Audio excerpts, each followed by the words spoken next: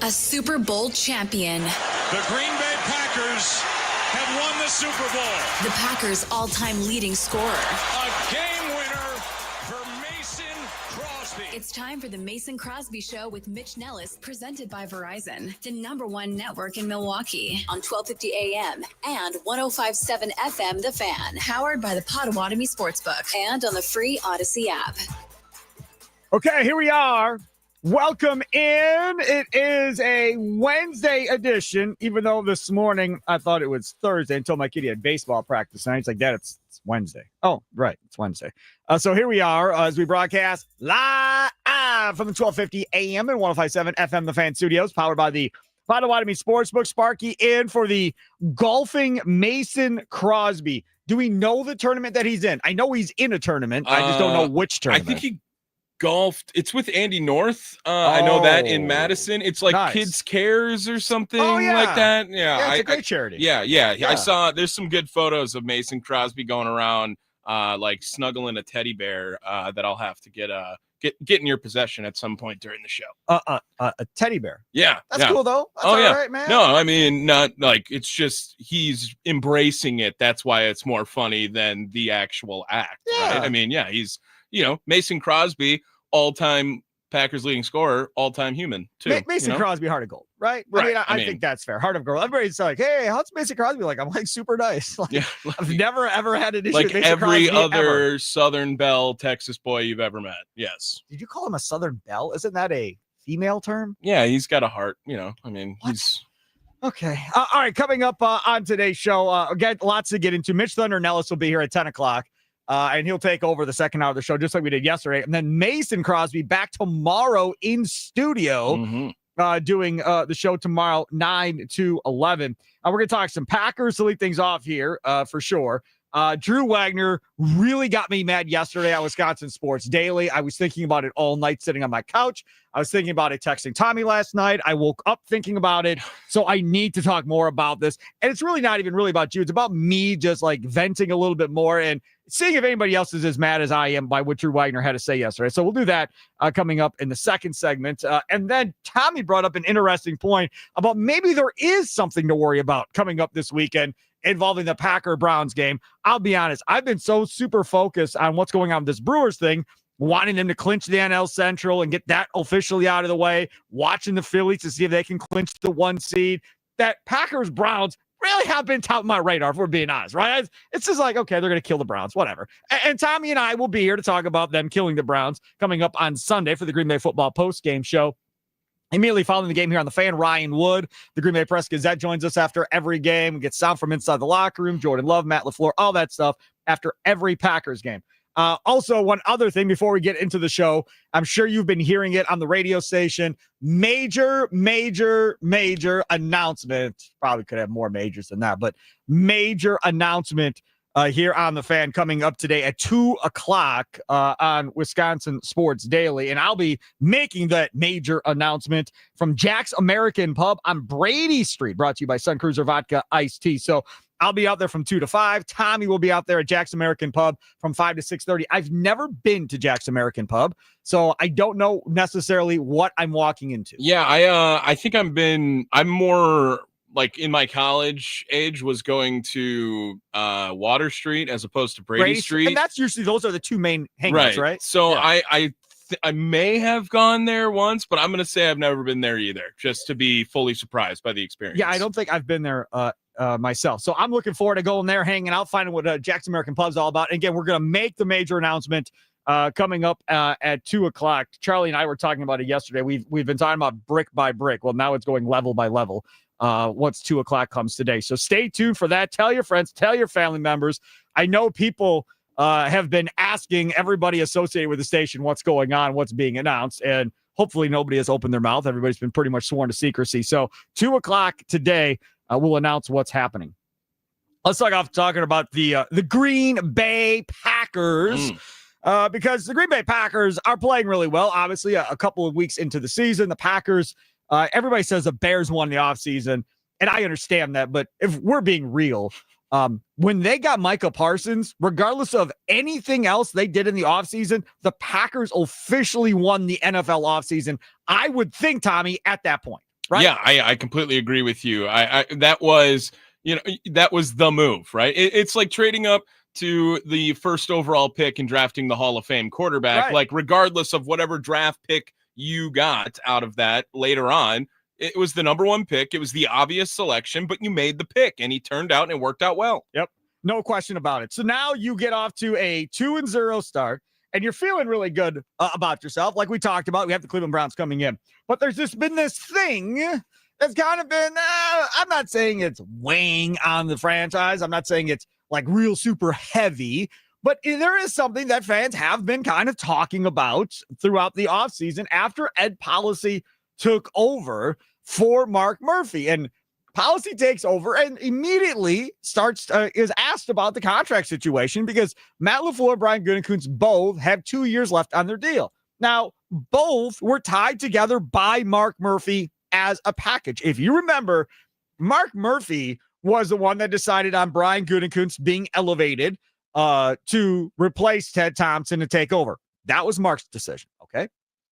Then Mark and Brian, maybe more Mark than Brian, but I'm not really quite sure.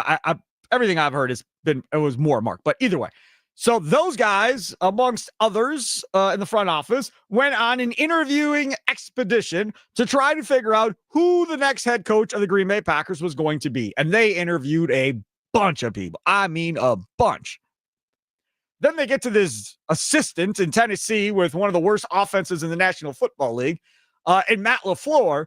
And they go and they interview him.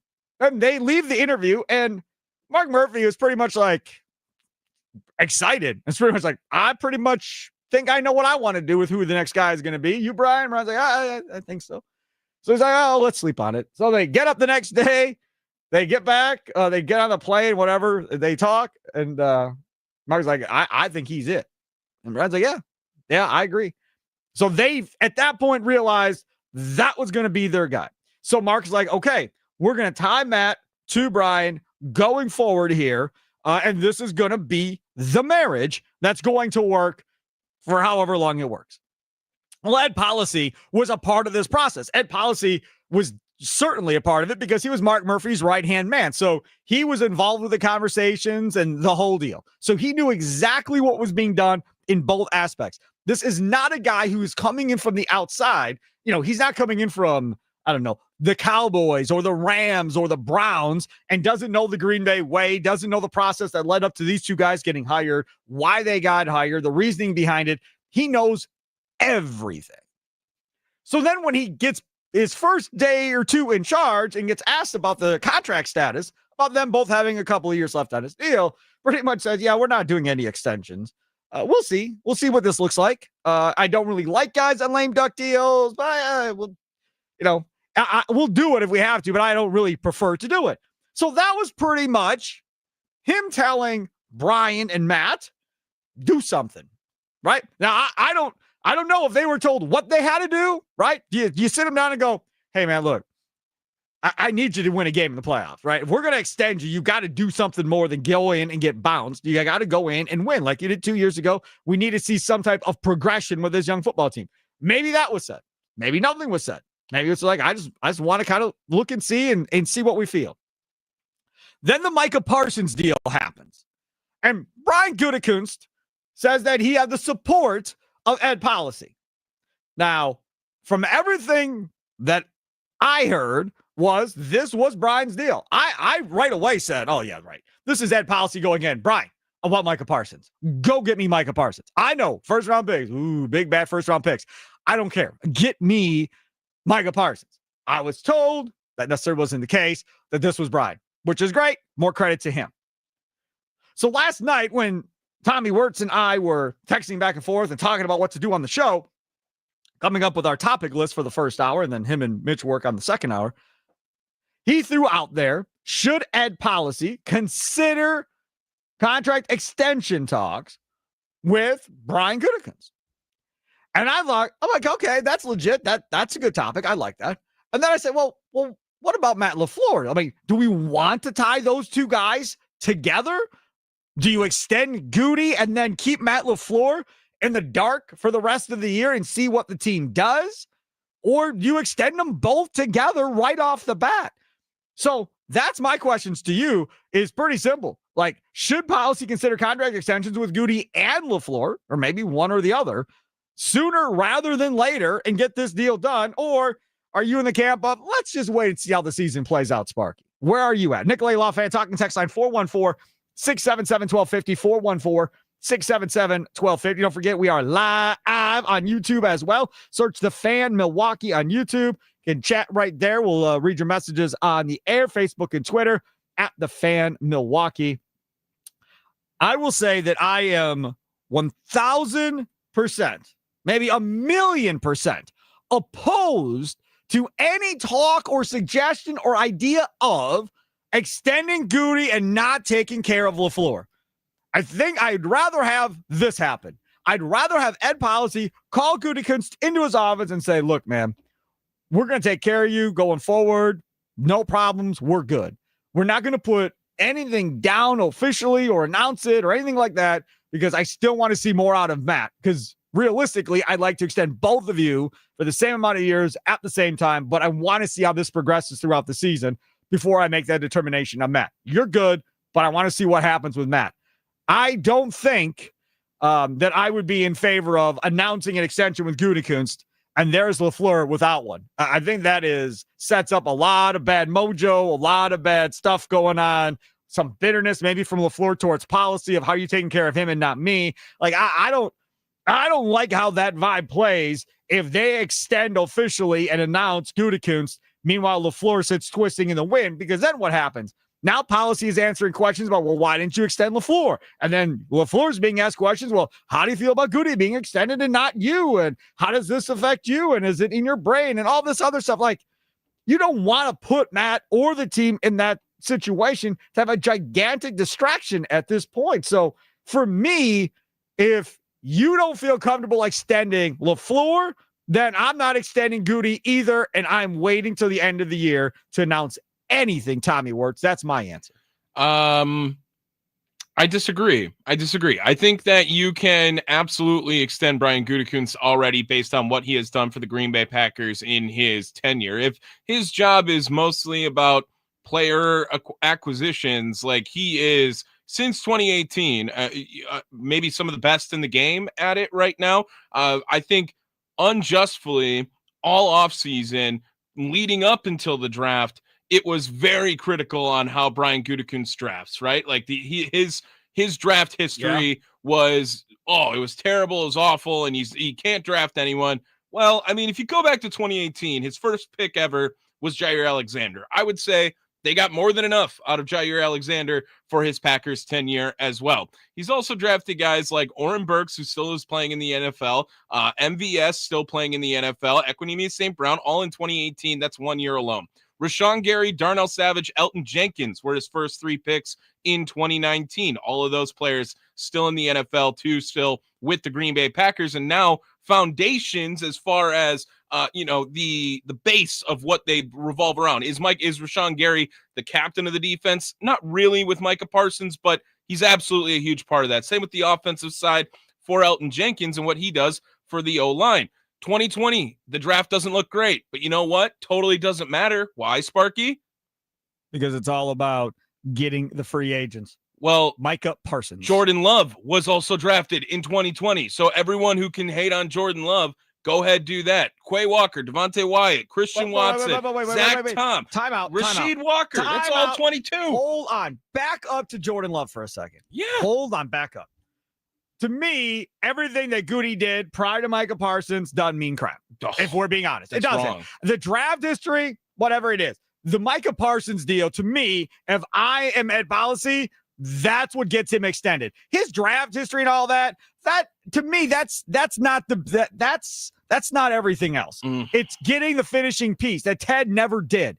Even though they won a Super Bowl, Charles Woodson, as Charles Woodson said, nobody in the league even wanted to talk to him or bring him in. Ted was the only guy. He didn't even want to come to Green Bay, but it was the only team offering him a contract. So Ted fell into that one. Credit to Ted for sure, but it's not this. This was like a Ron Wolf type move where you just push all chips in and go to hell with it. We're going to go for it and see what happens. I don't even know here. if they put all their chips in because the deal is so team friendly for Green Bay. So that's 2 first-round picks and a guy on the other side of 30. I don't even know if that's all in move And in all reality. It's a investment for sure, but as far as it's all in, like Gutey got all these day 2 and day 3 picks still at his disposal. He does, correct. You're absolutely right. But still, first round picks around the NFL are treated like gold unless you're the Rams and now the Packers. But the other thing about this is too, if Ed Policy is running the Green Bay Packers in that draft, that COVID draft where they draft Jordan Love, right? If they're in that draft, do you think Ed Policy is signing off on taking a quarterback, or do you think Ed Policy is going, go get me a receiver for Aaron Rodgers? I want T. Higgins. I want a damn receiver. Get me a receiver. I'm just saying, it's coincidental that the year Policy is about to take over, they take a receiver in the first round, and they go out and get a stud pass rusher and give them multiple ones. Pure coincidence. In the year that Ed Policy takes over, that the things that we have been asking for and begging for as a fan base for years, both things happen in Policy's first year. Seems like that it would benefit the Green Bay Packers to have multiple different opinions than in the building, because it worked out pretty damn well for Green Bay to draft Jordan Love at when they did.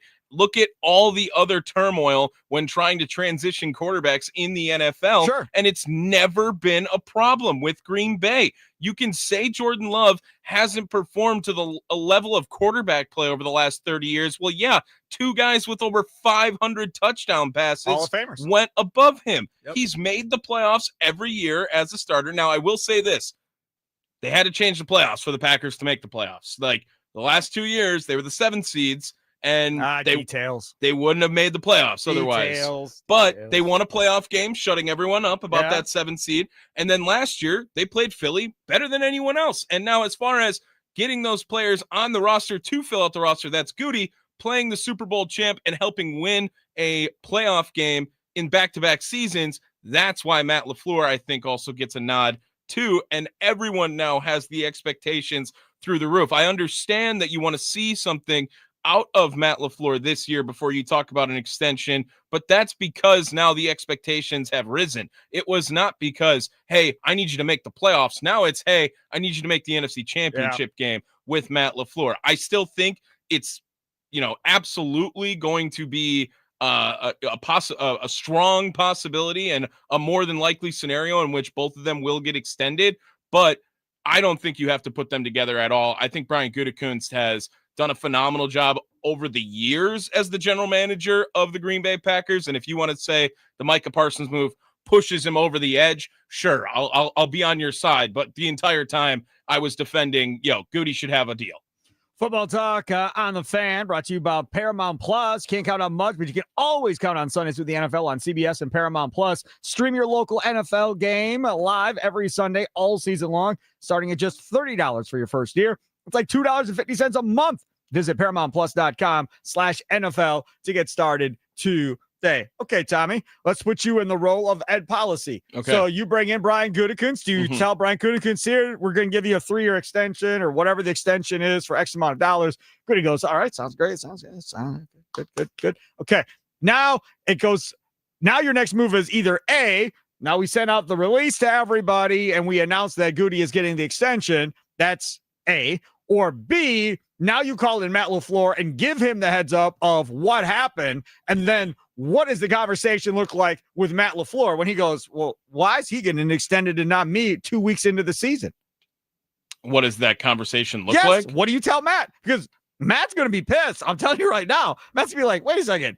We're a team, him and I. You're extending him, but I'm not getting extended. We're 2 weeks in. We're 2-0. It's not like we're 1-1 or 0-3 or something like that. And he's getting all this credit for drafting and all this stuff. And you think I'm doing a bad job. I haven't lost a game this year. Well, first of all, doing a bad job was never said in the meeting. Second of all, I will say that you have 2 years on this deal and we have time to get this done. The Super Bowl push you over the edge move was getting Micah Parsons. All right, well, he has reached the threshold of worth his value as far as an extension goes. Right. Matt, you make the playoffs again this year, you have reached that threshold of the goal of, hey, you are earning an extension. They can still finalize these things, postseason, absolutely, or, post after the season, not just in the postseason, on a contract extension with Matt LaFleur. He's being taken care of handsomely already, and it's not like a Mike McCarthy situation where He just didn't get his contract renewed with Dallas and the Cowboys. He has 2 years. You have time to get this deal done. But absolutely, if you think that it is a move to push Gutey over the edge to get Micah Parsons on this team, and you're not worried about anything else he's done, then where is that move this season with Matt LaFleur so far? He is Tommy Worst, Sparky Fifer. Should head policy consider contract extension talks with Gutey and Matt LaFleur sooner rather than later? You can still hop aboard if you like on Facebook or Twitter at The Fan Milwaukee, or hop into the Dugout chat on YouTube. All of those good ways to communicate with the show. We're going to switch gears coming up next. Drew Wagner said something yesterday during my show in the afternoon, Wisconsin Sports Daily, that had me enraged. My eyes were popping out of my head on YouTube if you were watching live. And we're going to discuss that next because it concerns Jacob Mizorowski. It's the Mason Crosby Show presented by Verizon, the official 5G network of the Green Bay Packers, live from the 1250 AM 105.7 FM The Fan Studios, powered by the Potawatomi Sportsbook. Sparky in for Mason.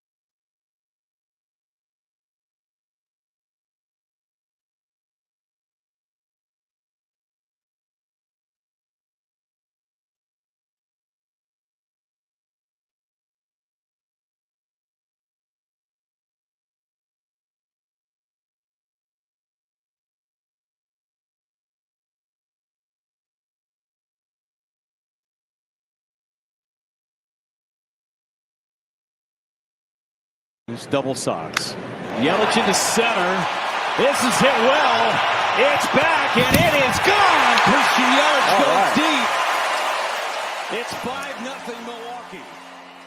How about Christian Yelich? Highlight courtesy of FanDuel Sports Network, Wisconsin. Sparky with you in for Mason Crosby today. Mitch Thunder Nellis will take the second hour of the show with Mason out today. As then from 11 to 2, we have middays with Thunder today. And then at 2 o'clock, a major station announcement will be made this afternoon on Wisconsin Sports Daily as I broadcast live from Jack's American Pub on Brady Street, brought to you by Sun Cruiser Vodka Iced Tea. Don't miss a major station announcement coming up this afternoon at 2 o'clock on the Fan. You are definitely going to want to make sure to be here at 2 o'clock. Maybe set a reminder on your phone, text your friends, text your family members. Hey, big stuff going on at the Fan. Make sure you're listening today at 2 o'clock so you know what's going on. And then y'all can have your conversations amongst yourself about what all was announced today at 2 o'clock. All right, so Brewers win last night 9-2. That obviously was nice because the Cubs won again as well. So magic number 4, the Milwaukee Brewers, is now 7 to clinch the NL Central.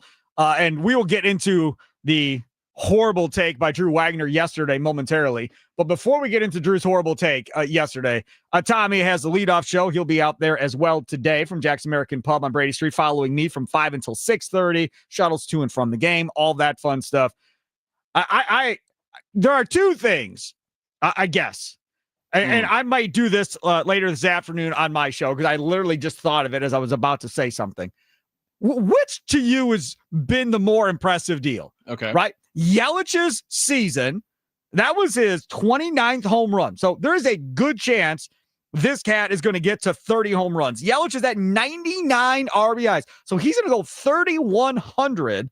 Yelich's average right now, 267. So that's not great necessarily, but by today's standards, it's not horrible either. So you got that going on. And then you got Peralta, who's got 17 freaking wins on the year. This might have been his best game of the year last night. 6 innings, 1 run, 10 strikeouts, a run on a solo shot, and only 2 hits. Finally gave you some decent depth into a game with his pitch count, which was nice. Still was only at 94 pitches. That's a playoff game. Maybe they let him go into the 7th inning and pitch 1 more inning for Freddie Peralta. Which one's been more impressive?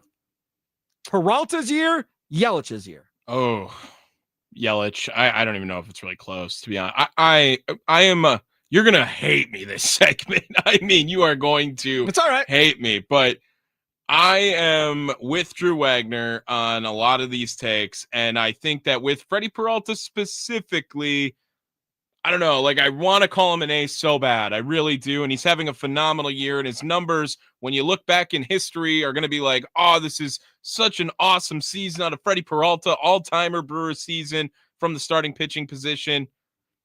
I don't know. It just feels like every single time, at like every week, you're always like, I want to just like a little more. I wish you wouldn't make everyone go to a full count. You get that inning that always scares you with Freddie Peralta. Like, he's going to be a top 5 finisher, maybe top 3 finisher in the NL Cy Young. That's just absolutely going to happen. So I do think that there is some respect to Freddie Peralta, but Christian Yelich kind of thought after 2020, like he was as good as done. Like, I mean, he just will never stay healthy long enough. The numbers, like last year we saw, hey, he looks really good and maybe things are turning around, but I felt like we were going to get into an Angels Mike Trout situation where it's like, hey, we're never going to see that Christian Yelich again. And I think that this year now, if he hits that 3,100, even 29.99, he's not going to stay at this. Like, No this way. is just so huge for his tenure with the Brewers to not have that just flash in the pan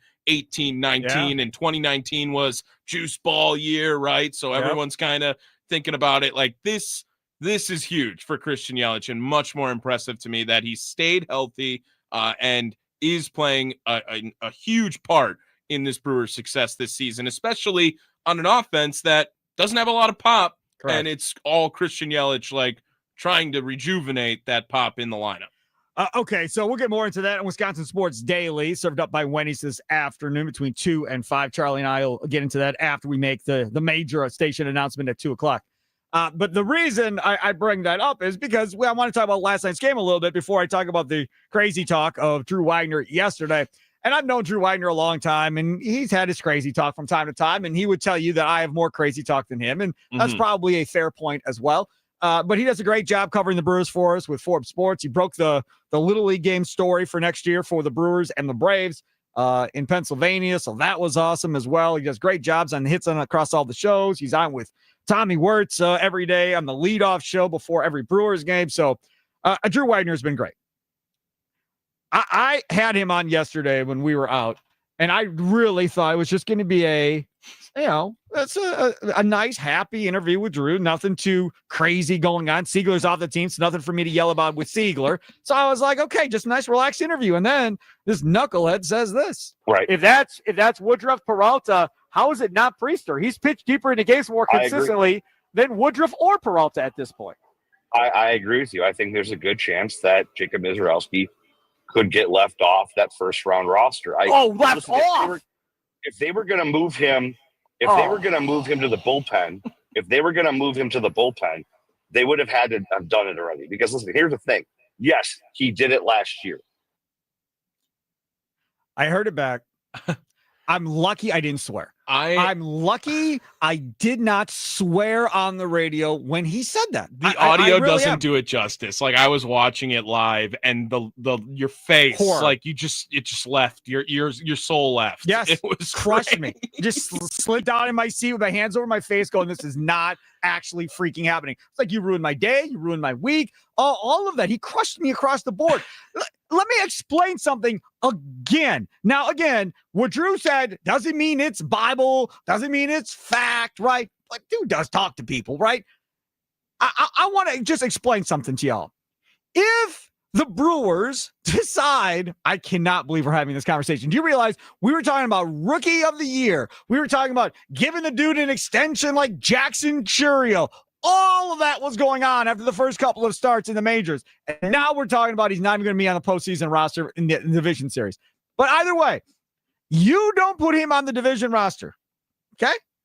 How many of these shows on TV do you think, and sports talk radio around the country, are having the conversation of, oh my goodness, what are the Brewers doing? How do you leave that guy off of your entire playoff roster? Then how many times do you think the road team, the national media, and everybody else is going to continuously ask Pat Murphy about leaving Miz off the roster? Then how many times do you think the players inside of that clubhouse are going to get asked about leaving Miz off of that roster? It will be a constant distraction in that round of the playoffs if that kid is not on this playoff roster. And I'm not saying he's got to start. I'm saying he can be in the bullpen. And if you don't trust him, you let him go. If he strikes out the first, he moves. If he walks the first and looks like, okay, doesn't have his control, let's get somebody else up and ready to go, fine. But that kid, of everybody in that bullpen, can literally strike out any three dudes in any order you put in front of him. Of everybody there, he's got the most potential to do that. You don't take 102 miles an hour and say, cool, we're not going to put you on the division roster. You're going to watch, and instead somebody else is going to be on the roster. You're not going to sell me on Grant Anderson is a better option than Jacob Mizorowski or whoever else they're going to come up with. Drew Wagner brought up, hey, what about Robert Gasser? Cool. What about Robert Gasser? Why isn't he in the bullpen right now for the Brewers then? I know he's pitching in the bullpen down there in Nashville, but why haven't they brought him up? Why is he in the bullpen? I like the Robert Gasser idea. Lefty, throws hard, makes all the sense in the world. I think I would trust him over Grant Anderson too, even though Anderson's numbers look good. For whatever the reason, lately, I don't trust him. So that would be another option of having Gasser. I'm at wit's end. I just think it's going to be a PR disaster if you don't have Mizorowski on that roster. Furthermore, if Mizorowski is on that roster, now you got to worry about the mental side of things for Jacob Mizorowski. After all of this, then you got to tell that kid, sorry, man, you're not going to be on the roster. But if we advance past this round, which we haven't done since 2018, if we get past this round, then we think we're going to put you on the NLCS roster. But we'll get back to you on that. Like, I absolutely hate this idea. I understand your frustration, Sparky. I want to hear that out first, okay? I want to let you know that I heard you and you are seen, okay? Oh, I'm seen. Watch on YouTube. Right here, baby. You and me on YouTube. Let's go. With that being said, it's not that easy. It is not as simple as, hey, we are going to use Jacob Mizorowski in the bullpen now, switch up everything you do on routine and everything you want to do before a game. This is not something that they do. Like, it's not a video game. You can't just make things happen. People that play second base don't just move to shortstop. People that are in the starting pitching rotation don't just move to the bullpen. Yes, they do. At the back end of the season, they've been pitching as a starter. That's not true. The whole year. Adam Wainwright did it for the Cardinals. The Cardinals have made a history of turning starters into relievers in the postseason with their young pitchers. Go back and look at La Russa and Matheny. They've done it forever. 25 years ago when they were out there destroying everyone's arms and no one was able to pitch for a long career after a while, too. It is also trending in the wrong direction of Jacob Misiorowski. And what is more demoralizing, do you think? Is it going to be someone who is left off a playoff roster or blows a playoff game? What is more demoralizing for the mental to a young player? Of a playoff roster. He is now, no question. If he has a bad game, he can be like, had a bad game at the wrong time. It happens. Not on the roster because your organization quit on you and doesn't believe in you anymore. That is not quitting. That is exactly looking out for. It is actually looking out for. His ERA was 9.58 in August. In September, his batting average, which was 185 originally at some point in the month, is now the 258 opponents are hitting against him. He is trending in the wrong direction. It is the most innings he has ever pitched in a season. Oh, no doubt. You're telling me something I didn't know. You mean to tell me at Wisconsin Sports Daily we weren't talking about this issue about innings pitched? 100%. They pulled him up. And when we brought it up, nobody else wanted to talk about it. Oh, it'll be fine. Injuries will happen. It'll work itself out. Don't worry about it, Sparky. And I said, okay, fine. Don't you come at me now at the end of September and go, whoops, we didn't know. No. Sorry, we're not going to be able to pitch you, dude. That ain't how this is going to go. I'm just saying that come on, man. They are not going to do this move. So you are talking about what they should have done. They didn't. You should have saw the writing on the wall in September if they didn't. And when you should have really saw it is when they moved Bob Gasser to the bullpen in the minors. He was a starter. He was a starter all throughout this time, and then they switched him over to a bullpen because that should be an underlying Miz is gone, Bob Gasser in. I supported that. I want Grant Anderson gone. I don't want Miz gone. That's not my issue. I'm fine with Bob Gasser coming up and doing his thing. 1,000% I'm in. That dude will be in the rotation next year probably. So I am fine with him being in the bullpen. But now again, that's a young guy that started, now to the bullpen, now he's going there. Now that's okay by you. But doing it with Misiorowski's not okay with you when this dude's had some success. Again, I'm not asking Misiorowski to go out there and pitch 3 innings every game. I'm not asking Misiorowski to go out there and pitch 2 innings. Sure. I'm asking Misiorowski to go out there and get 3 outs. If Trevor McGill isn't ready, and we don't know because he just got pushed back again, if Trevor McGill isn't ready, it's Uribe in the 9th, cool. It's Koenig in the 8th. Mears is still coming back. We'll see where that's at. Should be back today. Right? Mears is there on his rehab outing, correct? Is that what you're talking about? He's eligible to come off today. All the reports yesterday were it should be back coming off today. Right. So you have Mears, Koenig, and Uribe. Is that good enough in the back end of that bullpen in the playoffs to know when we get to the 7th, it's over? Because I don't think it is. Look, I have my doubts about Jared Koenig of anyone on that list. Personally, I think Nick Mears is a great 7th inning guy. I think Uribe is a great 8th inning guy, and McGill, obviously, you'd love to be closing out the 9th. That would have been the time if you were going to transition Misiorowski to the bullpen when Trevor McGill went down.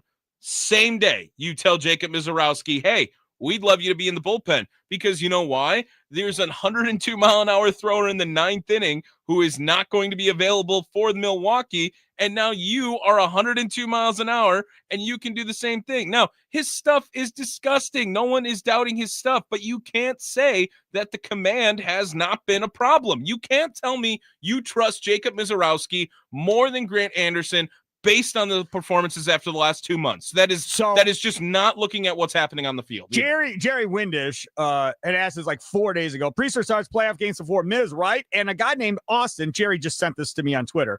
Austin responds, starts, yes, but you utilize Miz like Hader back in the day. Any inning, anytime, any situation, coming in, gassing 101 in the 5th because you need it. Yeah. Don't burn him. And if he can go, he starts the 3rd game or whatever situation may arise.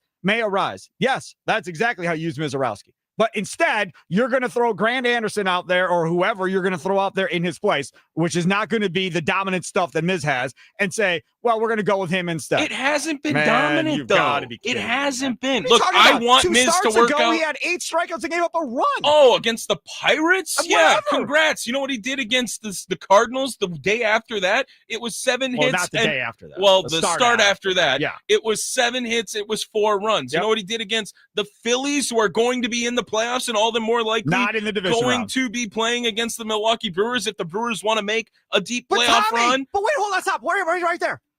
Based on Drew Wagner yesterday, that's when he thinks Miz is going to go into the rotation. Yep. Will be in the NLCS against Yep. Philly. I'm asking him to go into the rotation in the divisional round. There's no Philly. I 100%. So if you want to argue that he doesn't belong in the series against Philly because Philly ate him for lunch, okay, I'll hear you. Fine. But that's not the case for what we're dealing with right here. I just think that I can maybe agree with you on what should have happened. Okay, so I will tell you that I think that yes, when McGill went down, Mizorowski should have been transitioning to the bullpen at that moment. You have guys like Chad Patrick. You love Carlos Rodriguez to come up and make these dumb spot starts as well. You got Eric Fetty, for God's sakes. Right. Let him go out there. They should have done that. He I'm telling not you, be on the playoff roster. I'll tell you right now, if Eric Fetty's on the playoff you pointed roster, through the camera yes, at me. I'm telling you, if Fetty's on this roster, not Mizorowski, just keep me away from everybody associated with the Brewers. I'm going to tell you right now, he's not going to start a playoff game, Jacob Mizorowski. So I don't care about starting. Well, I want him out of the bullpen. Look, I don't care about starting. If Fetty comes out of that pen and Mizorowski ain't coming out, I swear to you, keep me away from everybody over there. I totally agree that they need to go all in on this year because this is the year, but they are not going to sacrifice or at least risk any long-term development with Miz, who is going to be a perennial all-star Cy Young candidate type player. You just trashed him for the last 3 to 5 minutes. Because he's how bad he 23 is. years old. He doesn't know where he's going yet. He's tripping off mounds. Apparently he's going ankles home. folding over each other. Like, he needs to be ready for the future. Well, and that's nice thing is you and Drew Wagner can pack his bags because apparently he's going home for a couple of weeks. That's where he's going. I have Tommy. said some of the most complimentary things about Jacob Mizorowski on the radio with you next to me. I'm telling you what they're going to do so you can be prepared when it happens. Complete failure by the organization. The Mason Crosby Show is presented by Verizon, the official 5G network of the Green Bay Packers. Live from the 1250 AM 105.7 FM, the Fan Studios. Powered by the Potawatomi Sportsbook. Sparky and for Mason Crosby. One more segment to go. We're going to switch gears, go back to those Green Bay Packers. Tommy has maybe a concern heading into this Browns game about the Packers offense. Yes, it's true. We'll find out what that is straight ahead here on the Fan.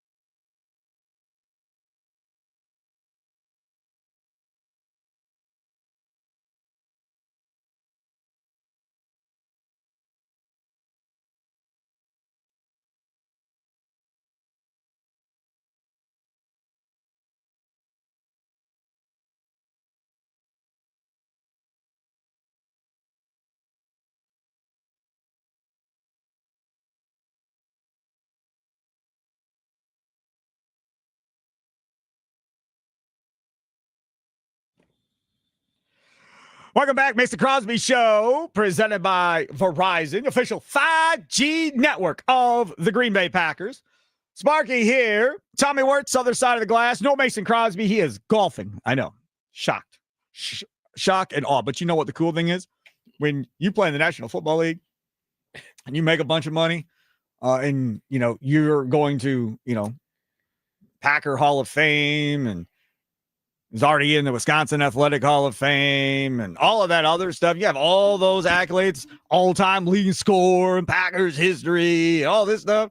The man doesn't have to work. He don't want to work. Man can do whatever he wants. Man said tomorrow, hey, man. Long way away from the Golf Hall of Fame. Radio show's been fun, dude, but I just want to play golf every day, dude. I don't want to do radio anymore. I'd be like, cool, I get it. No problem. Like, I wouldn't be mad or nothing because literally the man does not have to do this if he does not want to do this. Just like when we had Leroy Butler in here. Leroy did not have to come in here and do the show one way or the other, but Leroy had fun doing it. So Leroy came in and did it. So again, I will always appreciate any former players, whatever, that have been super successful, made a bunch of money in their career, whatever else. They do not need to work, do not have to work, that choose to come hang out and play sports talk radio with us is a pretty cool deal. Because I'll be honest, if I was in their situation, I don't think I'd be doing sports talk radio. It's probably like a pretty awesome escape from 5 children and a crazy hectic household for 2 hours too. I mean, you know, just not that he's not the most utmost family man ever, but he is. Hey, like, can I get 2 hours just to like talk with my friends real quick here? Because Like, it kind of is like on? being, you know, in a locker room or a clubhouse or something like that when you're doing sports talk radio, right? I mean, that's kind of what the vibe is when you're hanging out, you're messing around with guys in breaks and you're giving them a hard time all the time. And that's kind of what it is when you're doing a radio show with somebody every day. You kind of get that boys vibe. You guys are kind of connected, you, Mitch, and Mason doing that every day. And then Mason takes you to Pato and then you roll. Tonight. Oh, yeah, baby. Rent. I did not know that. Really? Well, I don't know. So wait. So we're at Jackson American Pub on Brady Street tonight. I'm there 2 to 5. Big, major station announcement at 2:00. Tell your friends, tell your family. Set reminders in your phone. You're gonna want to be here at 2:00. So that we're doing that from Jackson American Pub on Brady Street. Then I'm on till 5. Then you're there 5 to 6:30 doing the leadoff show powered by the Potawatomi Sportsbook. That's when all the women show up and everybody else shows up when the hunk of love is there. So then 6:30 is done. So then is it in your car, whoop, straight to Pato, or are you more like you and Mason more like middle of the night? Nobody else is there. Kind of just Tommy and Mason chilling at a table by themselves. Kind of like what's the vibe when Tommy and Mason go heading over to Pato? The vibe here, I'll tell you this. My mother drinks 3 or 4 times a year. It's whenever I have a comedy show. That's the only time she ever has alcohol, like ever. She has to drink for you to be funny? That's crazy. The only time I ever drink wine is when Mason Crosby is in town. I promise you, I am not touching any wine. I don't drink other than that. But it's like, oh yeah, sure. I love wine. Yeah, let's do it. So that's usually where the vibe starts, and then by the end of it, we're best friends or biggest enemies with the dealer across from us. But you're always on the same team. Well, I mean, yeah, you know, we're rooting for you can't go to a casino with a friend and be like, I hope I win money and you don't. Like, really? No, that's not how it's supposed to go. No, it's like, I hope we all win money. See, that's not how it's been for me. You're going with the wrong people. Because what ends up happening is the same dude wins all the time and the rest of us always lose. And by the end, everybody's mad at the dude that keeps on winning, and everybody's mad that they're broke, and he just continues to cash. I may have convinced Mason Crosby that vibes are way more important than strategy in gambling, and vibes being like high vibes. Like, don't tell me I should or shouldn't do this. It's all about feel. Like, the casino knows that there's math too, right? Me, doubling down on 12 every time. Just do it. Just hit the vibes. Go with what your gut says. That's how you get there. I mean, that's how you get to the point. That's cool and all, but having been somebody that almost got kicked out of the Stardust in Vegas for doubling down on 12 by a pit boss, that doesn't play. If you tell the pit boss, 5s, man, 5s. That's not true. That's not true. The guy thought I was counting cards. It was like 8:00 in the morning on a Sunday, or maybe even earlier than that, 7:30 in the morning on a Sunday. That's like a very busy time to go gambling for sure. There was me and nobody. It was me and the dealer. Yeah. And I doubled down on 12, 21. A couple lines later, double down on 12, 21, right? And I'm cashing and I'm making money. Right. And my buddies who I was there with, it was my first time in Vegas. Tommy, I'd never been to Vegas. First time playing blackjack, never played blackjack. But I was like, we doubled down on 11. It's only one more number. Well, I'm going to do the same thing for 12. Like, yeah, if I don't get 10 face card, I'm good. So that's what I was doing. It didn't matter what the dealer had up, Tommy. I didn't care what the dealer had up. It was just all about doubling down on 12 was working. My friends walk up and they heard the pit boss being like, hey, if you're counting cards, you're out of here. I was like, I ain't counting cards, man. Are you crazy? And they're laughing. They're like, he doesn't know what he's doing. What's going on? And he's like, well, he's doubled down on 12 like 3 times and hit it or whatever. So then it comes back around down again. I get 12 again. They're all behind me watching. I go double down. He glares at me. Boom, hit it again. I was like, I'm good. Like, I'm out. Let's go watch the NFL. Because we were down there to go watch the NFL. They reserve the right to kick you out if you're good. So yeah, that is absolutely something they have. Crazy. But I had no idea what I was doing. You know what? I'm going to double down on 12 tonight for you once. Yes, once, just to see where we're at. Just make sure it's you and Mason. Because if you're playing with anybody legit at the table, they're going to punch you in the face.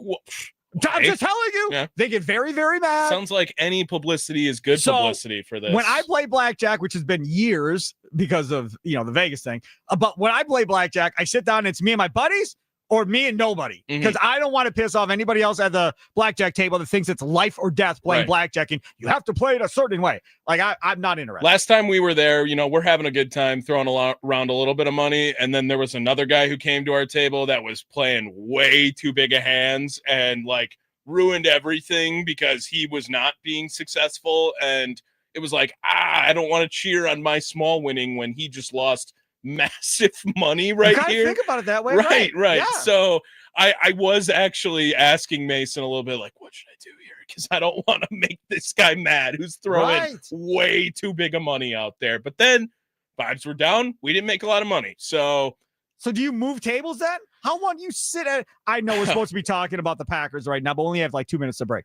So how long do you sit at a table if you're losing? This is going to sound so bougie, but like they switch the dealers on us, and like we don't move the table. That's very common. We don't move tables. Like we have our own table. No, what I'm saying is like if you're losing and they're not switching dealers, you get up and leave and go find another dealer. No, I'm saying Mason Crosby makes a phone call. Oh, no, he does not. I swear. No, he does not. No, he does not. Did you hear that, Thunder? Did you hear that? He doesn't have his headphones on. No. Mason, Tommy just said on the radio that if things ain't going well. No, that's not what I said. That's what you said. No, I'm saying that like he makes a phone call to a room and where we play at the same table. This dog here just said that if things ain't going well, Thunder, he calls and gets the dealer switched out. No, that's not what I said. I want that power. That is not what I said. Dude, what I said. I am not Mason, but I want that power. That's amazing. It was like the first time we went, it was just me and Mason and literally no one else in the room. I think we went one other time and Mason had a bunch of friends with him too. And it was like, oh, he can only bring one person into this room. And I was like, oh, they messed up. Like, just like, I promise you, he can get more than one. and then it was like, and the lady was very adamant, like, no, he's not, you only get one guest. He flips his phone out. I'm like, dude, it's about to go down. Like, we're about to, like, you got one more chance right here. Sorry, Mr. Crosby. Go right ahead. And then sure enough, there's one phone call made. A guy comes down in a suit, and then 12 people walk into this room. Like, I mean, like it was. But Tommy, tell him about the second time we went. So we went this time, the three of us are playing blackjack, and we're playing like, decent amounts. Yeah. This guy sits next to us. I've never seen this guy before. Pulls out a wad of cash, probably $5,000 deep, maybe more. No, maybe more. Like 20 grand deep. Yeah. Because he lost $5,000 in 8 minutes. Yeah. Just ruined and walked up like it was nothing. Yeah. And then we went to the bathroom, we came back, and he's feeding $100 bills into a slot machine. Yeah, I mean, like what? That's the room. That's stupid. That's money. Like, I don't understand how we get to some moments. Like that was a moment where I'm like, I'll never be here again. Like, what are we doing? Take it in. What is this? Exactly. Yes. This is Micah Parsons walking out of the tunnel. That's what it felt like right there. No doubt. He is Tommy Worsley, Sparky Fifer. That'll do it for today's first hour of Mason Crosby Show. Coming up, hour number 2, Mitch Thunder Nellis. They're going to get into Christian Yelich's Brewers tenure, where he's at this year versus where he was and what he went through to get back to this point. That'll lead off the next hour straight ahead. Mason Crosby Show presented by Verizon, the official 5G network of the Green Bay Packers, live from the 1250 AM 105.7 FM The Fan Studios, powered by the Potawatomi Sportsbook. Don't forget, 2 o'clock, major station announcement this afternoon at 2 o'clock on Wisconsin Sports Daily as we broadcast live from Jack's American Pub on Brady Street, brought to you by Sun Cruiser Vodka Iced Tea. Don't miss the major station announcement this afternoon at 2 here on The Fan.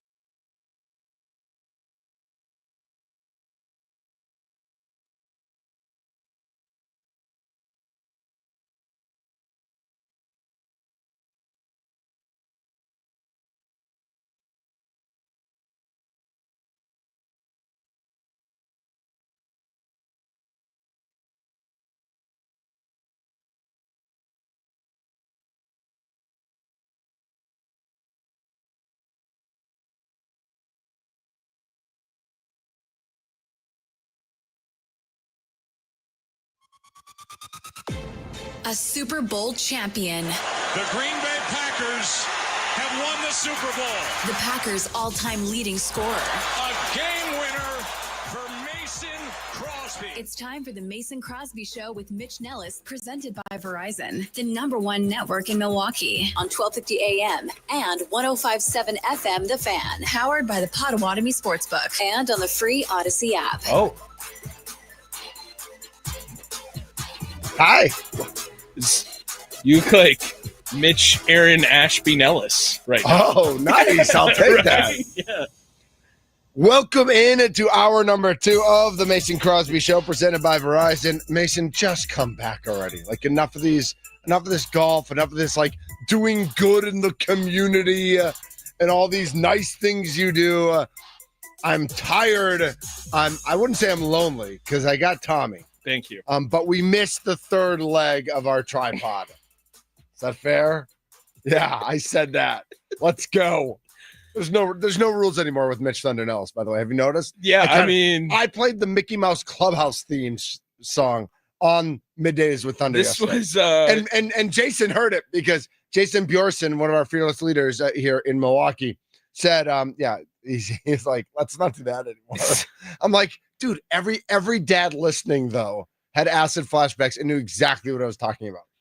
Like, I connected with a specific audience there, and I will say, like, dads are more of our core, with all due respect, than 25-year-olds. Maybe they shouldn't be, but when you look at like the core audience, the P1 of sports radio, it's like a 35-year-old, dad of 1 or 2, like growing in his career. They have all these studies. Oh, and that's you look like you do a lot of studies now. Based on your glasses. We both worked for someone across the street who really believed in those studies. Yeah, man, he loved those studies. Studies are big. Studies are massive. This is hour number 2. Thanks so much to Steve Sparky Fifer for holding it down in the first hour. Man, are we talking about the Miz for the rest of the day? Like, are we like, to me, it's like, I don't know if this is a great argument, or I don't know if Sparky's crazy and this shouldn't even be a topic.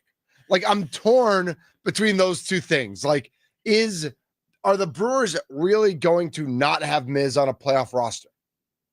Has Mizorowski pitched to be on the playoff roster? No.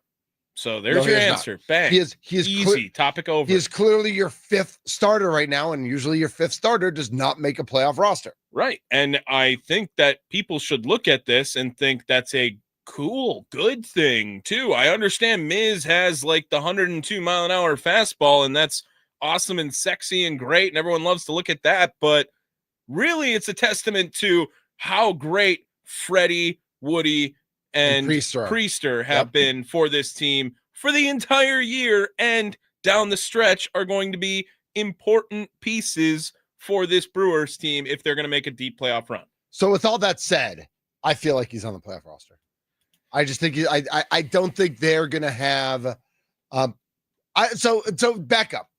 I'm Mitch Nellis, aka Thunder. This is the Mason Crosby Show, presented by Verizon, the official 5G network of the Green Bay Packers. We're on 1250 AM, 105.7 FM, The Fan. We're on YouTube. We are on the Odyssey app, the iHeart app, and then you can find us wherever you listen to your podcasts. And we have a major station announcement at 2, so we are 4 hours away from a major station announcement. I think year after year after year, managers do a horrible job with their playoff rosters. Ooh, okay. I like this take. And I don't understand, like, when you're playing a 3-game series or 5-game series, why you just have the same roster you just had for 162. Go off. That doesn't make any sense. If you're playing this small, first of all, you tighten up the starting rotation. You never need to keep 5 starters on a playoff roster. Maybe if it's a 7-game series and you need a long guy, okay, I get it. But more often than not, managers and teams do not adjust their roster appropriately to take advantage of the rules in the playoffs. Every so often you'll see a team with a specific speed guy, like Terrence Gore or whatever that guy's name was, right, when he was like just the pinch runner. Every team should have a pinch runner. Every team should just have it. And if you look at this Brewers team, they don't need pinch runners because everybody can run. But the fact that if you're going to go with Bowers, Hoskins, and Vaughn, you better be ready to use Blake Perkins or whoever you're using. Brandon Lockridge, right, as that pinch runner in late innings, because we don't want any. I mean, Bowers is better than the other two, but none of them are fast. Right. But more specifically with the man, I do like Luke Ashby a little bit. Right. Everybody's got to get on YouTube and check out my new glasses. So I'm supposed to be wearing glasses. I haven't worn them for a month, but I pulled them out today, and I'm like, maybe I'm going to try this glasses thing again, because I was reading an Archie comic this morning at breakfast with Little Rumble, who reads Archie comics every morning at breakfast. I can't read an Archie comic right now, like the not the big one, like the digests and stuff like that. It was not easy to read. Tommy, I've said it before, and I'll say it again. Don't get old. I think when you look at the pitching staffs and you look at the matchups, so often managers don't make adjustments, or the GM or whoever's in charge. Like you have, what is it, 24 or 25? I don't even know if I would say that they don't make adjustments. It's that they are thinking too hard about these adjustments. Oh, you think so? Well, I point to the Diamondbacks series against the Brewers in Craig Counsell's final year as the manager of the Milwaukee Brewers, and everyone just outraged that Jesse Winker made the playoff roster over Garrett Mitchell at the time. And then Craig doubles down on it and pinch hits him. I'm in the stadium when everyone is booing Jesse Winker appropriately, because everyone knew he was going to strike out. Everyone knew. And then Craig Counsell triples down and then pinch hits him again in game 2, in which the boos ensue. And again, nothing happens from it. It's just, I think that too much goes into, hey, what should be on the playoff roster, as opposed to, hey, what roster helped us the most in 162 games? And that's your answer. Oh, so so we might disagree on this then, because I actually think it's not that roster. I think it's who your best players are to win this series. Looking at the matchups, looking at the righty lefty who the other team has, looking at who their best bullpen arms are and what players you need off the bench, then you formulate and put together your best roster. And it doesn't matter, you're not playing for 162.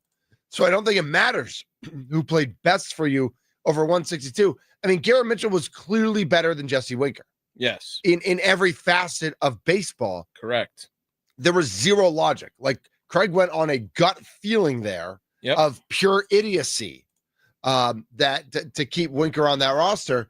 But I think it's, again, like that's overthinking. Oh, Jesse Winker hit home runs 2 years ago in Cincinnati, so maybe he'll hit a big one for us.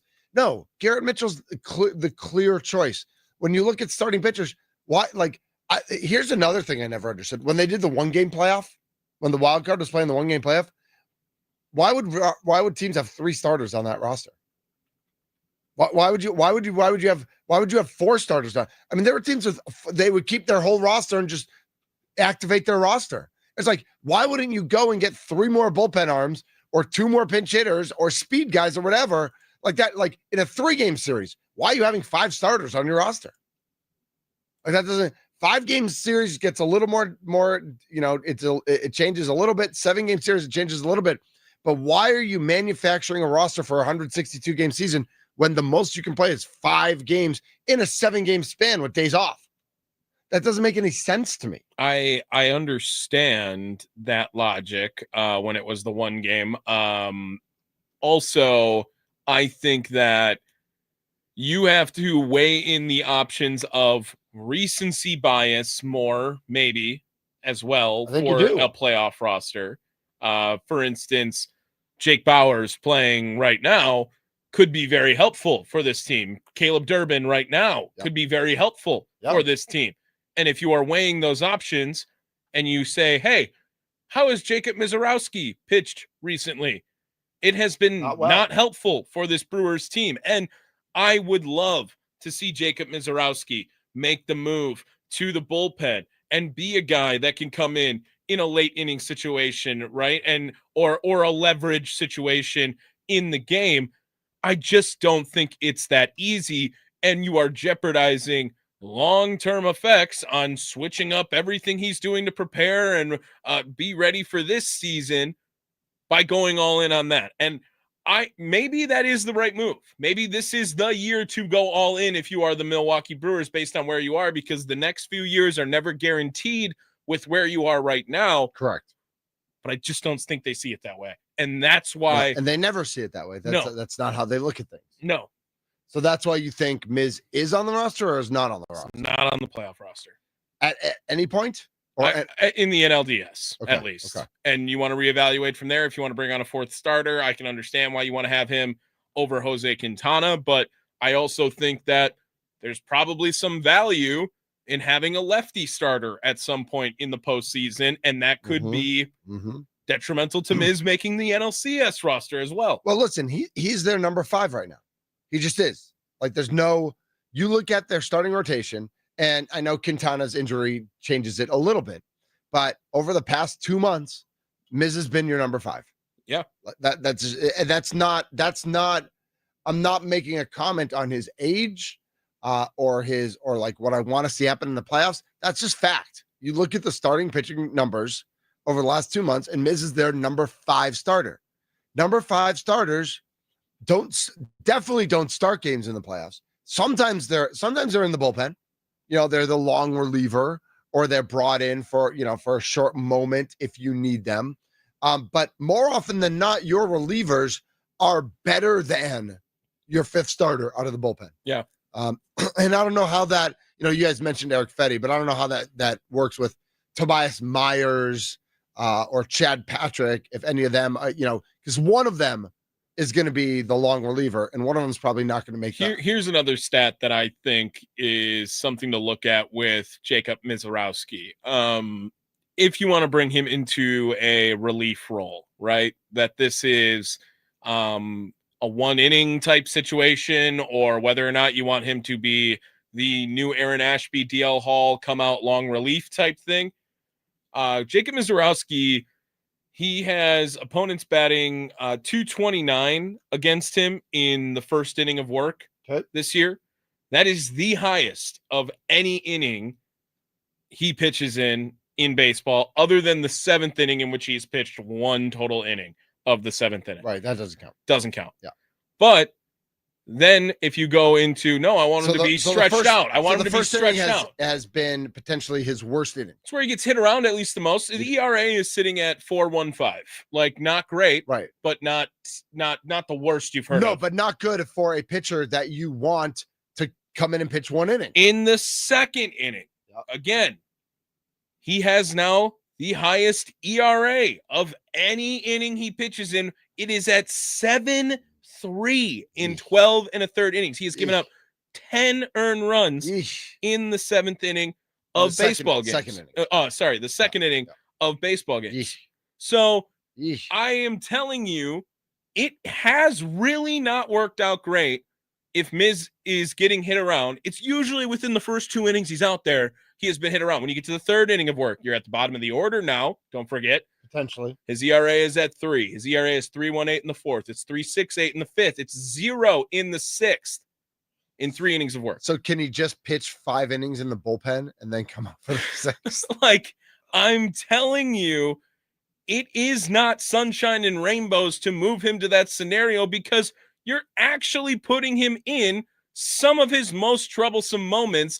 And usually when he is thriving, it is when he gets that rhythm, when he gets that pace, and he is able to go deeper into ball games. So again, I go back to, I think the big issue that we're looking at here is that as much fanfare as he came up with, and as fast as he can throw a baseball, Jacob Mizorowski hasn't been special this year. Well, post All-Star break, he has not been special. Right. For the season, if you look at his season stats, Jacob Mizorowski has not been special. He is 5-2 in 60 innings. He's only given up 43 hits, so he doesn't give up a ton of hits.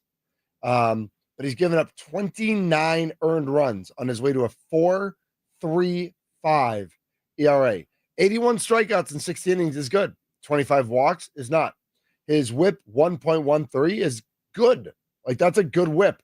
With a 1.13 and 81 strikeouts in 60 innings, his ERA should be sub 3, and it's 4.35.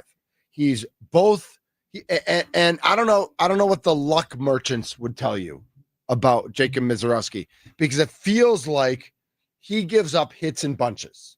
Like he does not understand, or he has not had the luck, or whatever, or you can call it baseball.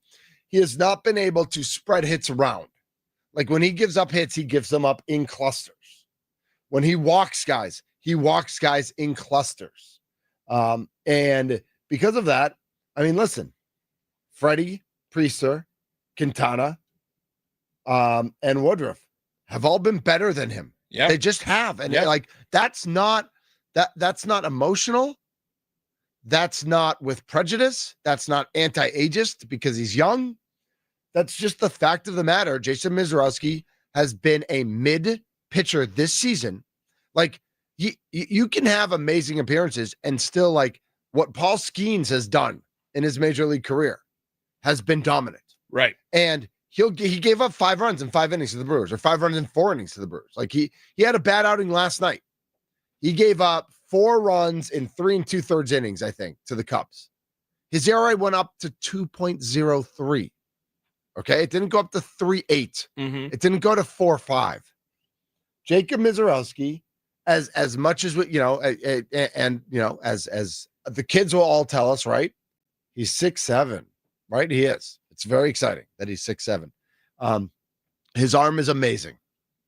We want him to be a star. When he came up, he was absolutely dominant and was a star. Yes. And whether it's the injury or the break that they gave him on the injured list, whatever it might be, he has been a mid pitcher since he came back. When he went on the injured list after that Chicago game, he had a 2.70 ERA. Right? He actually had his ERA had gone. I mean, he pitched. He gave up no runs in his first outing. His first ever outing.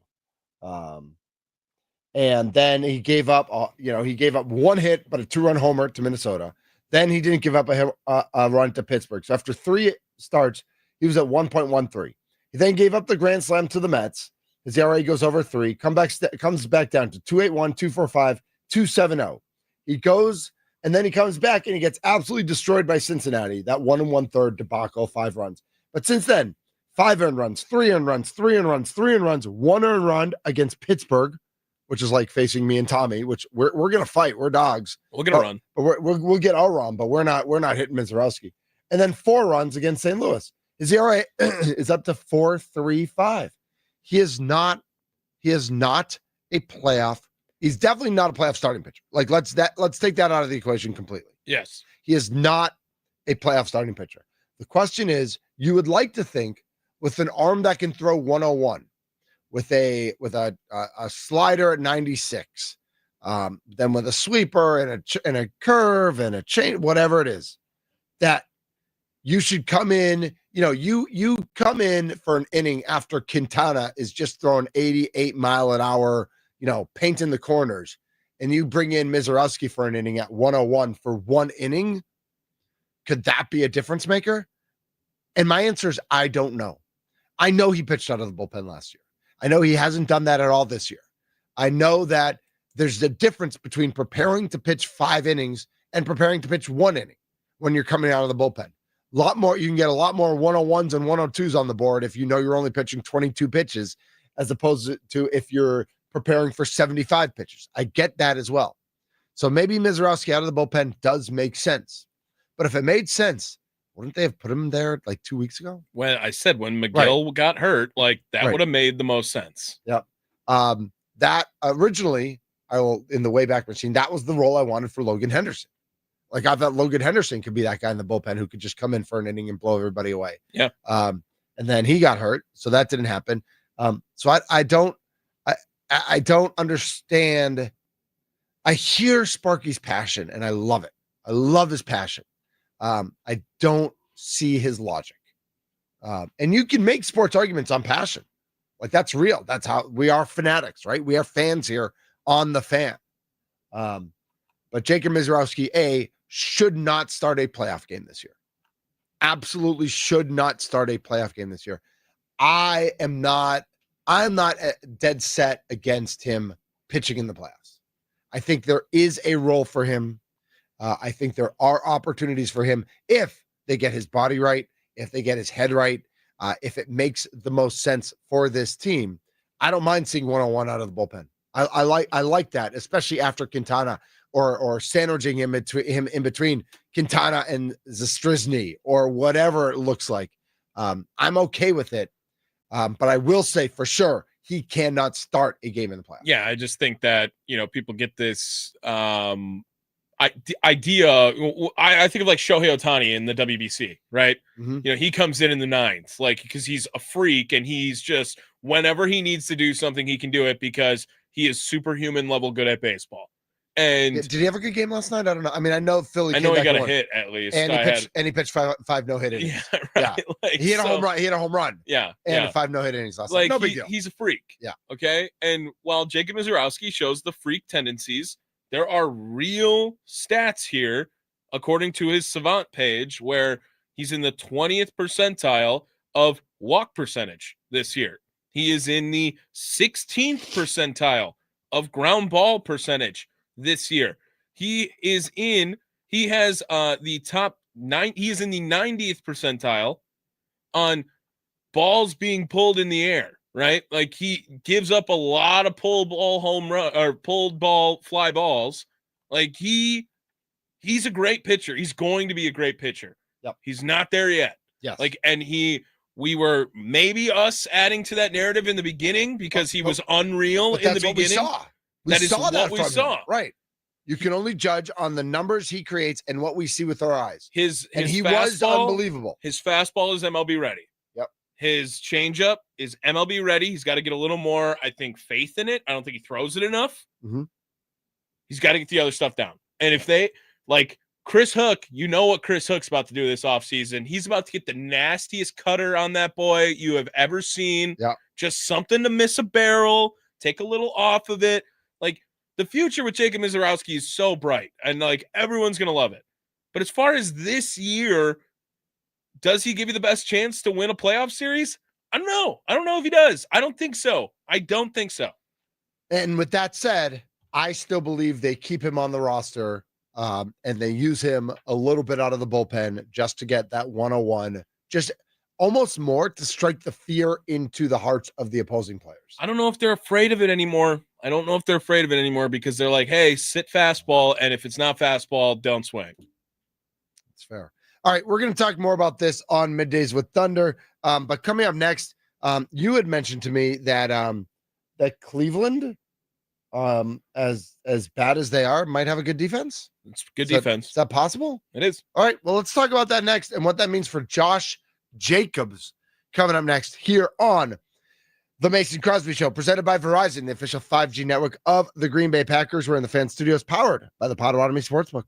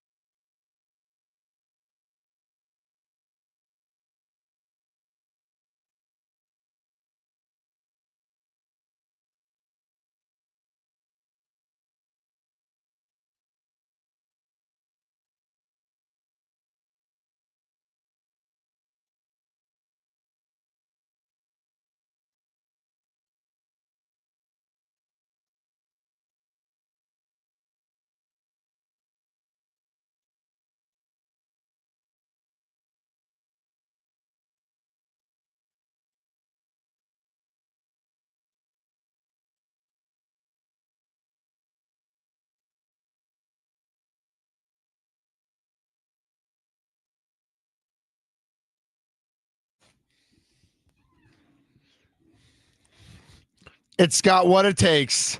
So tell me why can't this be love? I had no idea what the intro to the song was. For those of you on YouTube, I apologize. But then when it hit, this is one of my all-time favorite Van Halen's. I love this song. I feel like this song does that to us every time it comes up Yeah, in the it's rotation. like, what's going on? Then it's like, this song bangs. Right. This is the Mason Crosby Show presented by Verizon, the official 5G network of the Green Bay Packers. I'm Mitch Nellis, aka Thunder. He is Tommy Words.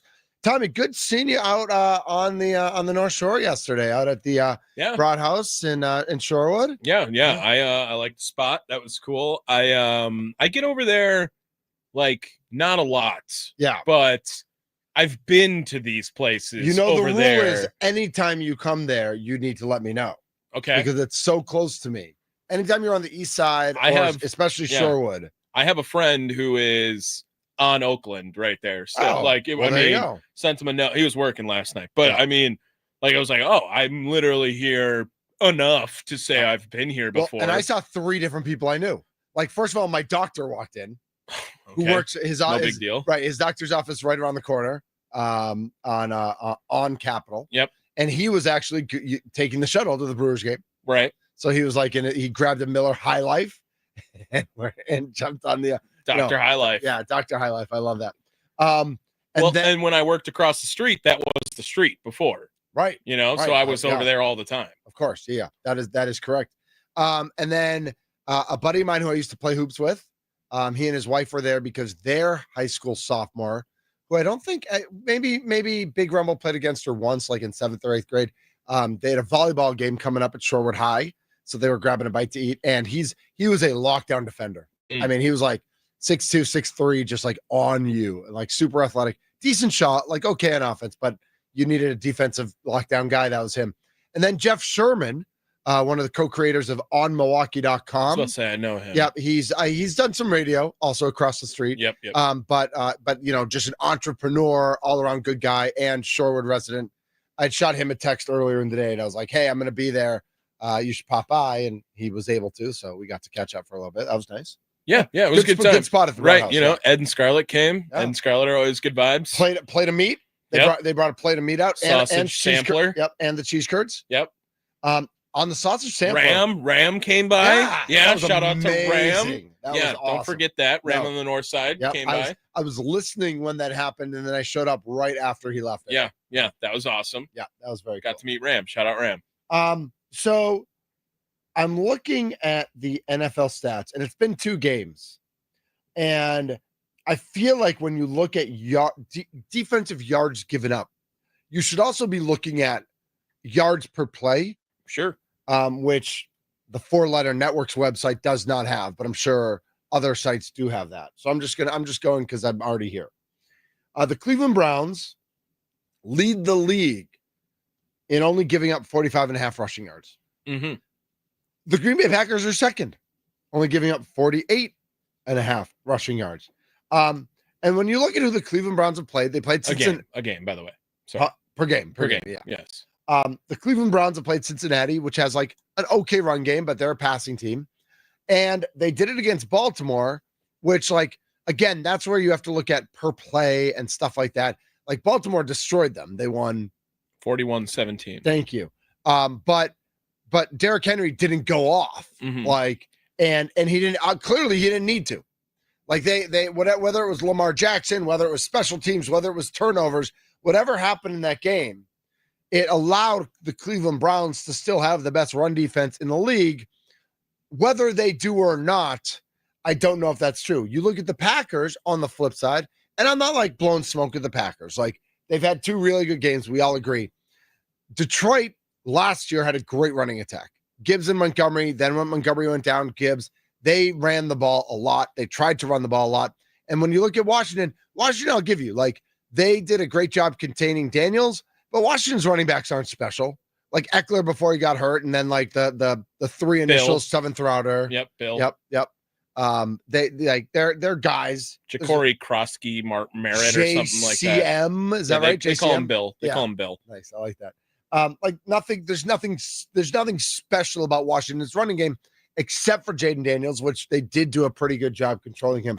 So while I look at these two numbers, I'm like we, even if like through 2 weeks, we don't know a whole lot. Can I read off the stat lines for the teams for you for Bills, Browns, and you tell me who you think is who in this game? Okay. 17 first downs versus 14 first downs, 7 for 18 on third down versus 3 for 12 on third down, 72 total plays versus 53 total plays, total yards 323 versus 242. What team won that game? I mean, I would assume the team that ran 72 plays, not 53, the team that was better on third down, the team that had more overall yards. No, that team lost 41-17. Right. So that's a little bit of an anomaly. Yards per play, 4.6 versus 4.5. Total drives, each team had 12. The passing yards were 208 to 197. Okay. The rushing yards were 115 to 45. How do you lose a game by 24 points with those stats going up against it? Yeah, I mean, you beat the Cleveland Browns? Like did they turn the ball over a lot? Like, was it turnovers? I don't even know. One interception for Flacco, and he lost a fumble. Okay, so two turnovers. Two turnovers, one defensive touchdown from Roquan Smith in the game as well. Of course. But still, like, it does not make sense. And in game one, the Browns defense was even better than that. The Browns lost 17-16 to the Cincinnati Bengals. And looking at the stats in that game, they allowed 141 total yards, and they had 327 yards of offense and lost. They had 22 first downs versus the Bengals' 11 first downs and lost. Doesn't make any sense. How? The Browns are, the Browns are going to brown. I think that's what it comes down to. When we look at the Browns, I assume they're going to do what Detroit and Washington did. And I think every team is going to do this against the Packers until Jordan Love really proves he can win games. I think they are going to limit the Packers running game. I think Detroit, it was obvious Detroit came out to do that. And then Josh Jacobs got going in the second half. I think Washington tried to do that. I mean, Josh Jacobs really didn't get going against the Commanders either. I would expect Cleveland to come out and have an extra set of eyes on the backfield, load up 7 in the box and then 8 when they need it, and dare Jordan Love to beat them. Now, Jordan Love has done it against Detroit and Washington. Better teams. Yep. And again, it's Cleveland. So as much as we're like talking about this game, I don't know that we're really taking them seriously. I know I'm not. I'm just not going to take the Cleveland Browns seriously, and you can't make me. But I do think it's going to be another rough game, at least rough first half for Josh Jacobs as Cleveland tries to gear up. Now, if it's 21-0 at the half and Cleveland like just has to go for broke on offense and the game deteriorates and who knows what happens, that could change everything, and Josh Jacobs could get going in the second half like he did against Detroit. But if I'm a defensive coordinator, I don't know that I do anything different. Like, I think if I'm a defensive coordinator against the Packers, I still don't. I don't like Jordan Love's good, right? But I don't know that he's great. And they lost Jaden Reed, and so you got to keep a better eye on Tucker Kraft than Washington did, obviously. But if you keep a good eye on Tucker Kraft and you limit the run game, I think you give yourselves a chance to win. I really do. And then can Jordan Love and the receivers get loose? And I don't know that that's a foregone conclusion for the next 15 games that Jordan Love and the wide receivers can get loose. If I'm the defense, I focus on Jacobs and I focus on Kraft. Where am I wrong, Tommy? No, I think that I get that. I'm looking at a different thing a different side of this for the offense here. Looking at the last 2 games for Green Bay against the Detroit Lions, Jordan Love was sacked 0 times. Against the Washington Commanders, Jordan Love was sacked twice. Remember, one of them was basically like fall down because we know we can't get rid of the ball when it was that back end of the fourth quarter, rather, right by the 2-minute warning. Yep. So really, he's been sacked technically twice. Right. Well, let's Kinda say one once. and a half. Yeah. And the Browns have gotten after the quarterback 6 times in the last 3 games, 3 in each of those. Myles Garrett has 3.5 sacks. He's tied for the league lead. So if they can continue to keep Jordan Love clean, I don't think there's going to be a problem for this, but this could be really the biggest test so far for this Packers offensive line that's looked phenomenal in pass blocking so far to start the season. 414-677-1250 is the Nicolay Law Fan talking text line. Matt LaFleur speaking today, I think around 11:30. We're going to play that back at noon on Middays with Thunder, and we'll listen to what he has to say, especially with regards to Zach Tom, which is very relevant to what Tommy and I are talking about right now, because if I think we'll all feel a little bit better if Zach Tom can play. I think I think Kennard can play. I think Belton can play. I think they're okay. Belton played 51 snaps last week. He had the bad holding call, but besides that, as Matt LaFleur said, he played a good game. Yeah. But I think just in terms of like the fight in the dog, like we know Zach Tom's getting after it. Zach Tom has never met a fight he doesn't want to jump in. You would rather Zach Tom more than anyone else have to block Myles Garrett. Right? Exactly. I mean, anyone else on this team, doesn't matter who it is. Right. And so we'll be listening to what Matt LaFleur has to say today. Of course, today after practice, the Packers will release their first injury report of the week, and so we'll be keeping our eyes on that as well. Is beyond the numbers. Are you worried at all about Josh Jacobs? Like, do you think he hasn't gotten going yet? Yeah. They're 2-0. They won 27-13 and 27-18. So I think they're averaging 27 points a game. The offense looks good. The Tucker Kraft looks great. The wide receivers look okay. Jordan Love looks good. Josh Jacobs looks okay. But are you worried that he hasn't gotten going yet? No, I think I'm buying stock. Oh, okay. I think I'm on the opposite end. Yeah, okay. And that is because teams are going to eventually make the decision of, okay, well, we're not going to gamble on Jordan Love beating us this week. Let's sell out for this pass game. And Green Bay, I think's full plan is always, hey, we're going to start with Josh. And if Josh gets going, Josh is going to start cooking. And if they start messing with that rhythm of Josh Jacobs is not going to have that day, then they're going to let Jordan Love do it until they decide over. And then in the second half, it's, Josh will get us through. Josh will get us to that first down that you need to take some time off the clock. I think down the stretch, we have seen already over the last 2 years with Jordan Love, it has been 4 halves of a season with the offense. Yeah. It has been Jordan Love's for half the time. It has been Josh Jacobs and Aaron Jones for half the time on the offensive side for the Green Bay Packers over the last 2 seasons. I think that we could be in the middle of it again, where it's a first half dominated by Jordan Love and a second half then dominated by Josh Jacobs. I really do think that you should buy Josh Jacobs stock for down the stretch, because teams will eventually switch where it's like, all right, we got to respect their pass game a little bit more, and it's going to just open up the run game for Green Bay. With everything we just talked about, Josh Jacobs is 8th in the league in rushing yards. That's weird. He's 2nd in attempts. Yeah, not surprised by that.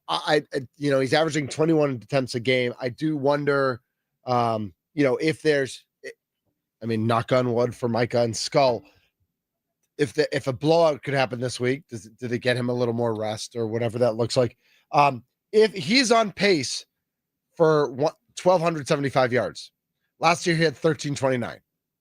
So he's 54 yards off his pace from last year, when we would all argue he had a great year. It just, we haven't seen the explosiveness. Like, his longest is a 15, which we kind of knew coming into this year. Yep. And it's, but overall, his number of first downs are right on league average. It's weird that they're not letting the other guys get involved as much. Like all the gadgety runs they were doing, like Emmanuel, like maybe you want to say whatever you want about Chris Brooks, and he comes in on the obvious pass blocking situations. And he's a decent pass catcher, I think. Emmanuel Wilson deserves 2 runs a game. I would think so. All day he deserves 2 runs a game. I know you loved him last year, but I think you loved him because every time he got a chance to run, he did mailman, man. Right. He just did something. He delivers. Yeah. Always delivers. 414-677-1250, 414-677-1250. Are you worried at all about Josh Jacobs? Just like, 150 yards through 2 games, averaging 75 yards a game. That's average, for in a 17-game series. He's on pace for almost 1,300 yards, which he had just more than 1,300 last year. So, there's no concern there. But are teams gearing up for him more? Are the Packers not scheming as well for him? Are they just pounding him with the ball a little too much? Like, I don't know. It's just, One more thing. Yeah. Building stock in the Packers run game is more of where I want to go to because okay. Like Marshawn Lloyd, if he is supposed to be who he is supposed to be, like maybe that's why Green Bay isn't gotten a little creative with their run game right now. Okay. And they're kind of waiting to see what goes on with that. So you add him in as the backup running back position with what Josh Jacobs will have to do. Mm-hmm. I think they're going to respect it a lot more by the second half of the season. Interesting. Okay. Yeah. I think Marshawn Lloyd obviously is a big if. Super big if. Super big if. But you're looking for explosive run plays like Savion Williams and Marshawn Lloyd. Yeah. I'd like to see, to your original point, I'd like to see whether that happens or not. I'd like to see Emmanuel get a couple carries a game. Yeah. Just there's no reason not to. He has earned it. Absolutely. Yeah. And he's good enough to do it. And he's good enough. Yeah, exactly.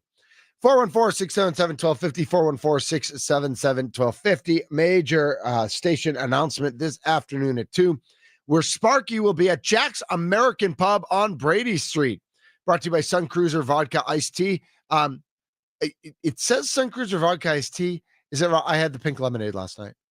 Yeah, but I think they're technically like teas. It's still a Sun Cruiser Vodka iced, like pink lemonade flavored iced tea.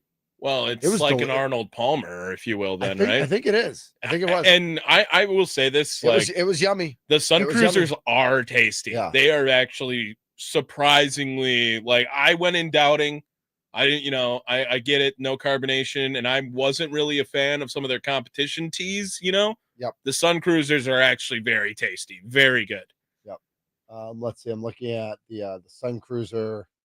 I think I just had regular lemonade last time I had one. I know they got like a black raspberry going on. Like they are very they got the tasty. raspberry, the classic, the lemonade plus iced tea, which is is that what that must be? It might be the Palmer, yeah.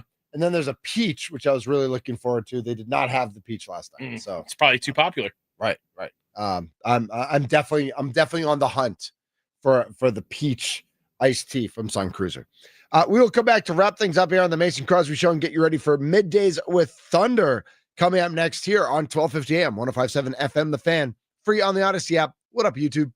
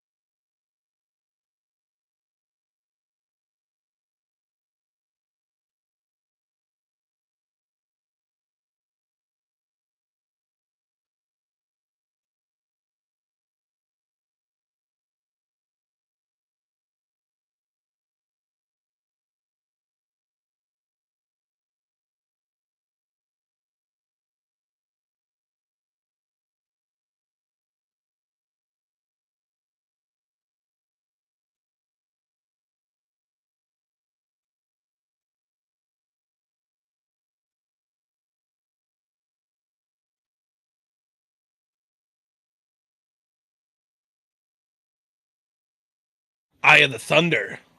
Ooh. Yeah, I like that.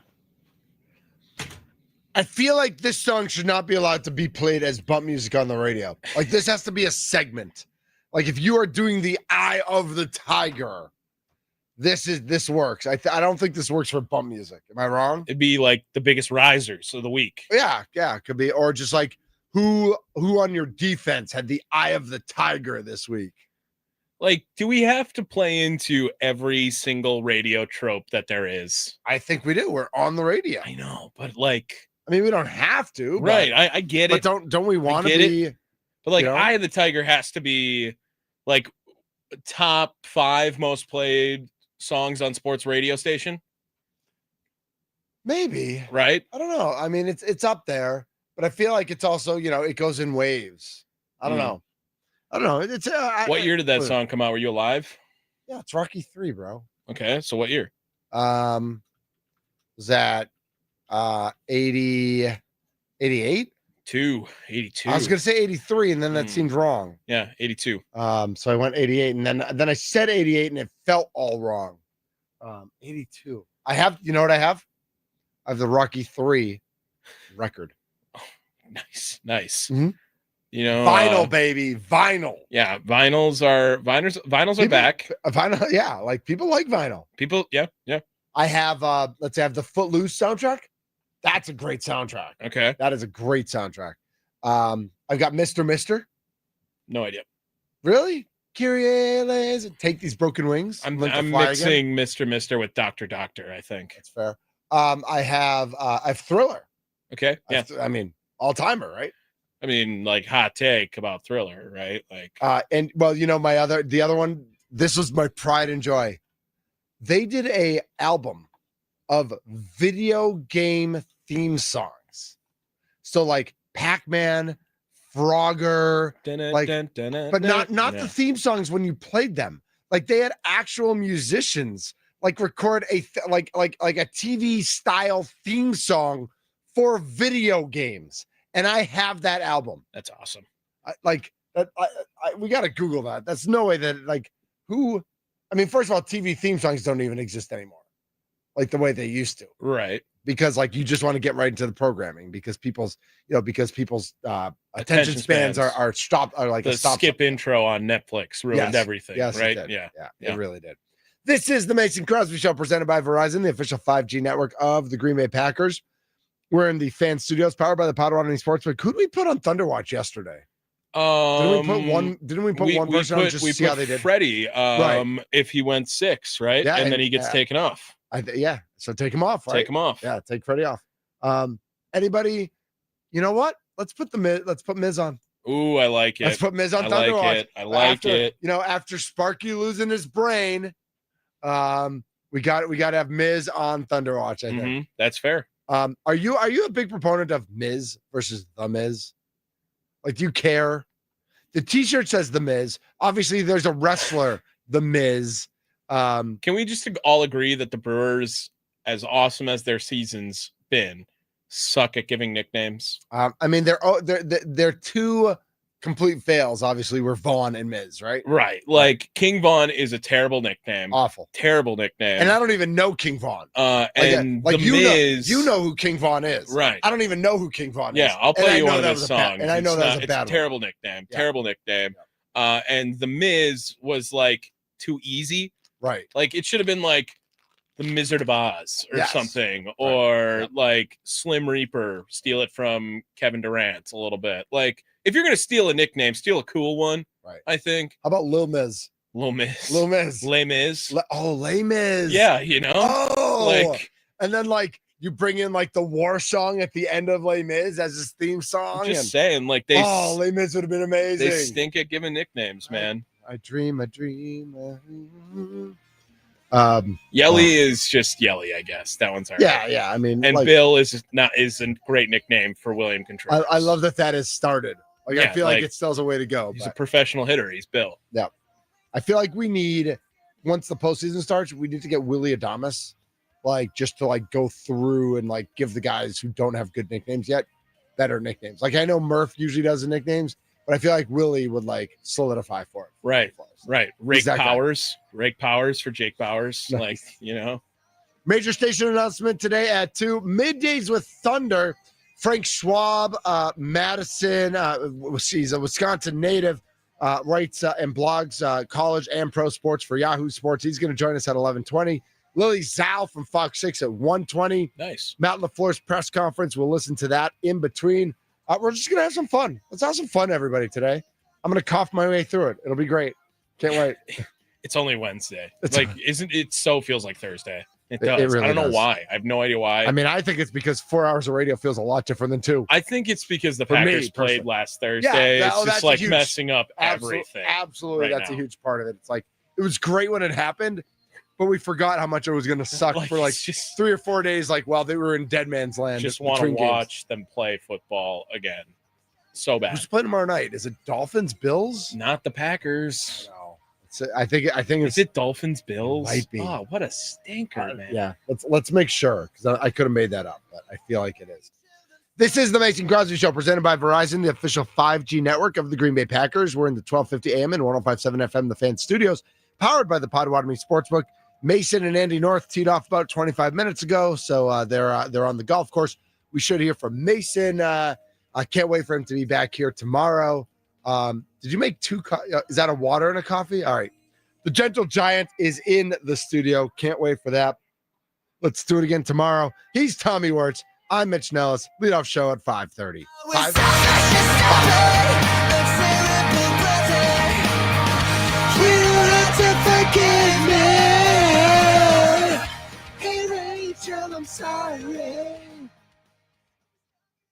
Well, should probably keep my mic on. Hey, everybody. Got a winner last night.